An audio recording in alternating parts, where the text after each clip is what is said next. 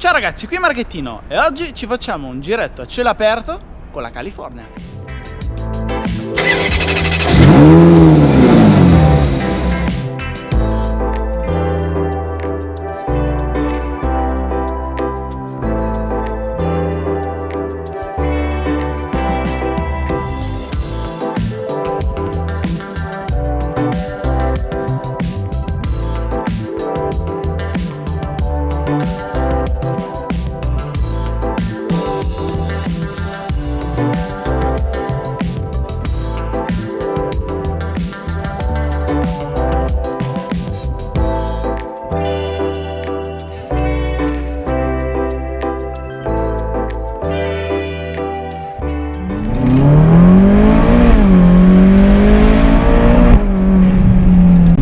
La combinazione di motore vuoto aspirato, cielo aperto, sembra una combinazione vincente, voi che dite?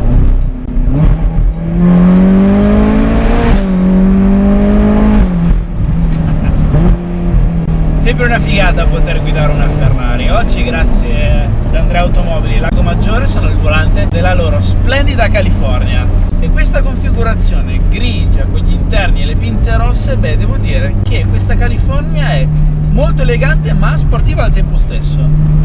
La California non reincarna la mia Ferrari ideale se dovessi comprarne una, però guidarla, specialmente in questa bellissima giornata di sole, è sempre piacevole, questo è poco ma sicuro, soprattutto quando c'è un motore aspirato che urla così.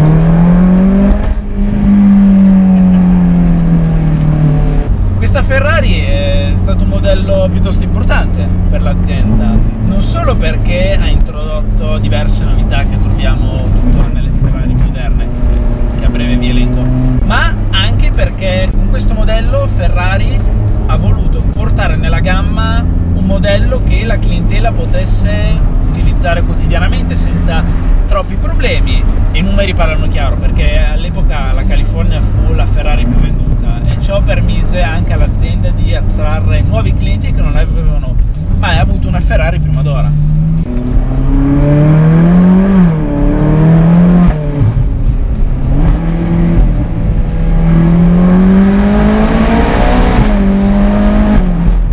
Mi piace come urla questo 4003 vuoto aspirato a cielo aperto. Qui davanti abbiamo un 8 cilindri aspirato, 460 cavalli e 485 Nm di coppia. Quindi non solo è la prima Ferrari a montare un vuoto aspirato davanti, ma questo motore porta anche sulla gamma l'iniezione diretta.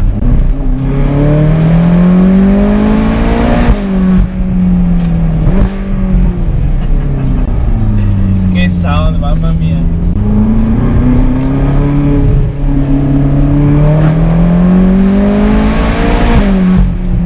Molto progressivo e pieno di coppie di potenza dagli alti fino a 8000 giri.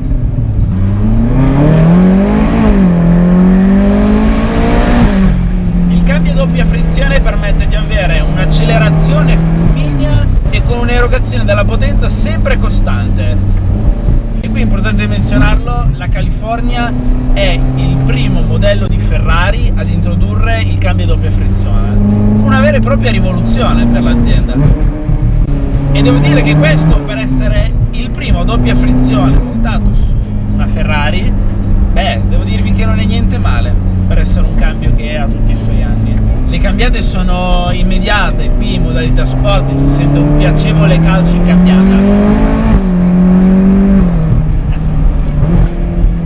Un cambio che può essere fluido e molto grintoso al tempo stesso. Infatti qui sul volante abbiamo il classico manettino Ferrari con 3 impostazioni. Abbiamo la modalità da pensionato, cioè comfort, che permette di avere una taratura delle sospensioni piuttosto confortevole, devo dire. Diciamo che è l'ideale quando ti vuoi fare una passeggiata e goderti la macchina senza rischiare la patente, ecco, diciamo. E le cambiate della trasmissione sono molto fluide e sono ottimizzate per rendere la guida piuttosto confortevole e morbida.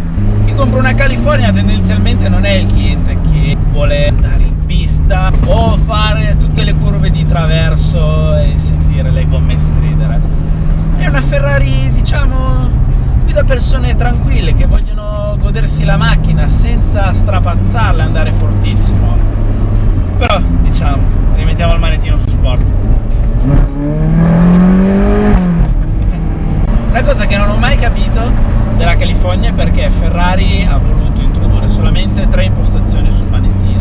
È vero che il cliente medio di questa macchina non è il cliente che vuole andare fortissimo, però tra la funzione sport e CST off troviamo un'enorme differenza, perché diciamo che sport è la modalità standard per divertirsi e andare forte, abbiamo tutta l'elettronica attiva, però se mettiamo un CST off l'elettronica è completamente disattivata, non c'è una via di mezzo come troviamo su praticamente tutte le altre Ferrari. Ecco, diciamo che avrei apprezzato molto una modalità race anche su questo manettino, permettendoti di giocare con il posteriore un po' di più della modalità sport, ma avendo l'elettronica parzialmente disattivata.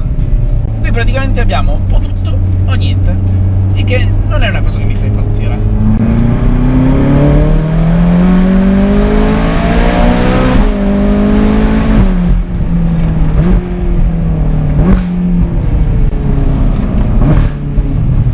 Che sentite fischiare sono i freni in carboceramica.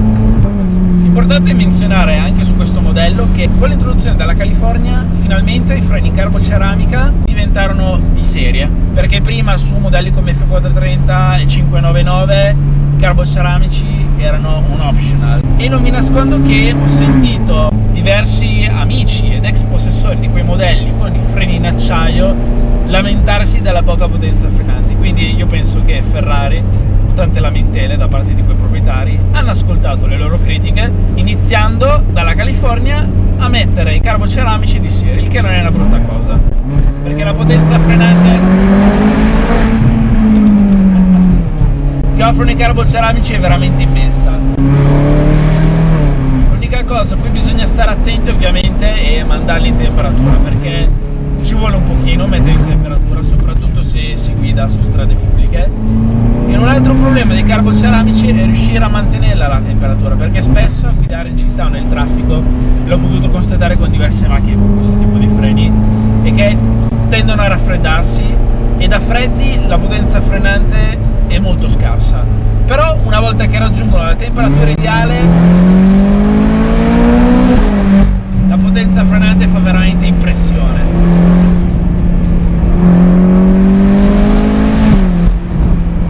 L'ho definita una Ferrari da passeggio, però il logo Ferrari qui se lo merita, perché le prestazioni sono di tutto rispetto.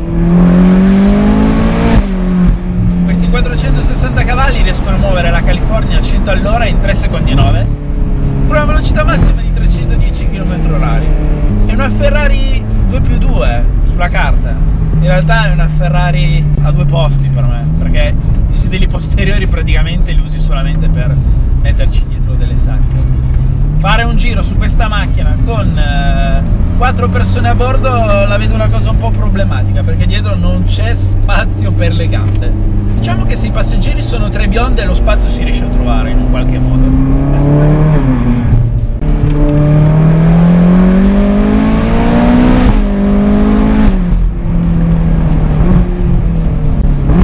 Devo dirvi che tutto sommato in queste curve non si comportano, Così come vi avevo menzionato sulla Maserati Gran Turismo, anche questa qui è una macchina su cui non mi fido più di tanto staccare completamente l'elettronica, perché sì, lo start c'è buono, devo dirvi, forse lo trovo un po' troppo morbido, soprattutto in modalità sport, e quando la macchina parte fai fatica ad avvertirlo attraverso il volante, a maggior ragione che vi ho detto che magari avrei preferito un'impostazione intermedia tra sport e CST off, perché comunque sia in sport la macchina è completamente piantata a terra. Devo dirvi che l'elettronica non è neanche così invasiva.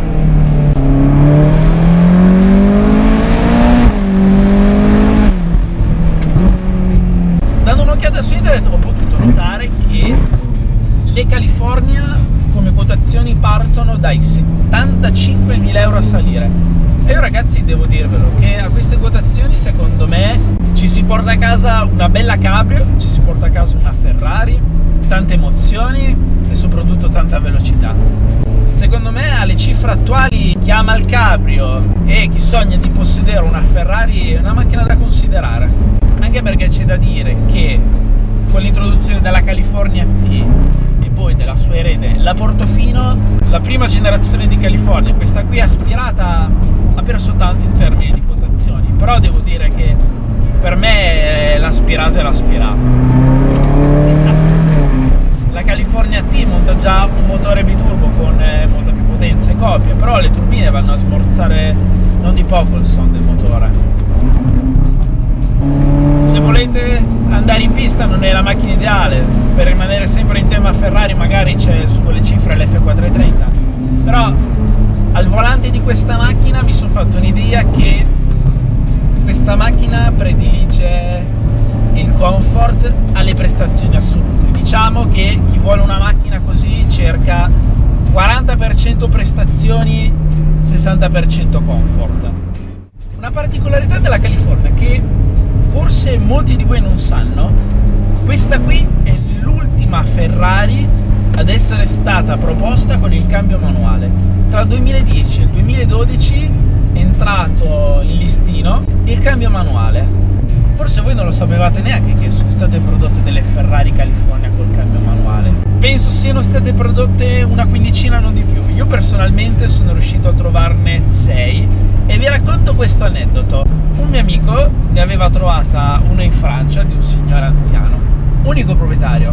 Questo signore la voleva vendere, però non sapeva a che cifra darla via.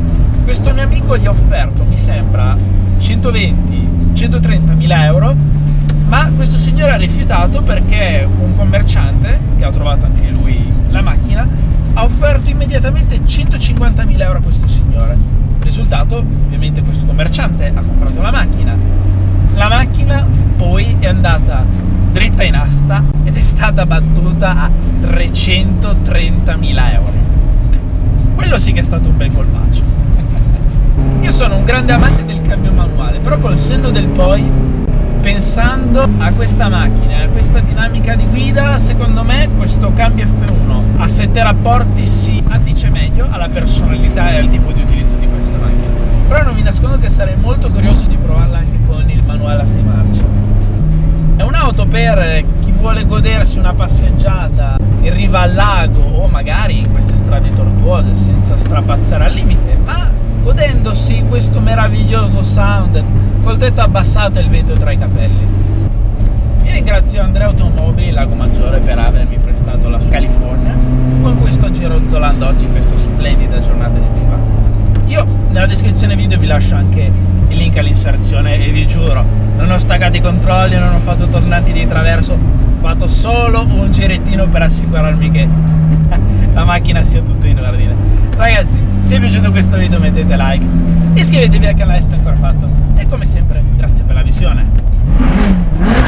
Ciao!